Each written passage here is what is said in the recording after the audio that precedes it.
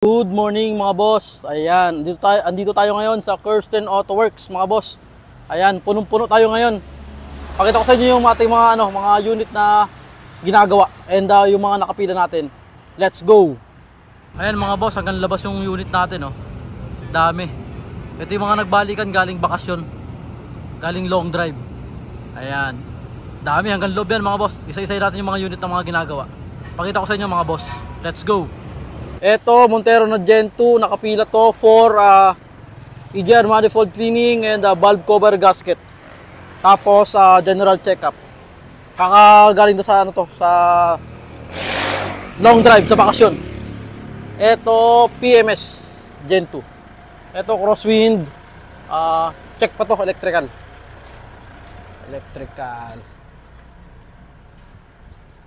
Ito, Gen 3.5 change oil. Ano to, light PMS lang to, 20,000 kilometers. Ayan, ito lang, change oil lang to, tapos general check-up lang to. Ito, aircon problem.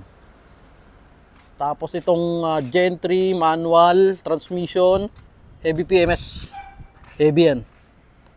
Tapos ito, nakasalang Nissan Navara for heavy PMS. Tapos general check-up din. Ito, Gen 2, timing belt, tapos valve cover gasket, EGR manifold cleaning. Ito yung manifold nya, EGR nya. Sobrang dumi. Ayan. Tapos ito, 60,000 kilometers PMS to. Ano lang to, promo tapos EGR manifold cleaning kasi na heavy na to ng 40. Ito, 80,000 kilometers, baba transmission and heavy PMS. Yan, heavy yan. Itong Avanza. Ano to, baba transmission. Wala pang pesa, oil seal. Ito yung injector, Innova. For release na yan. Ito yung nakapila natin, no. Ito, Pajero, change oil, tapos EGR manifold cleaning to. Ayan, patapos na rin to, palabas na. Kaya makakapagsalang tayo siguro mga 4. Tapos ito, Montero, patapos na rin to, EGR manifold cleaning, tapos change oil, check brakes. Ayan. Kinukumpleto lang to, palabas na to. Ito yung Santa Fe naman to.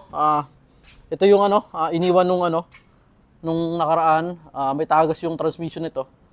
Hindi na ginamit ni boss. Pinaiwan na. Change oil lang dapat to, kaso maraming tagas sa pangilalim. Na-check natin transmission.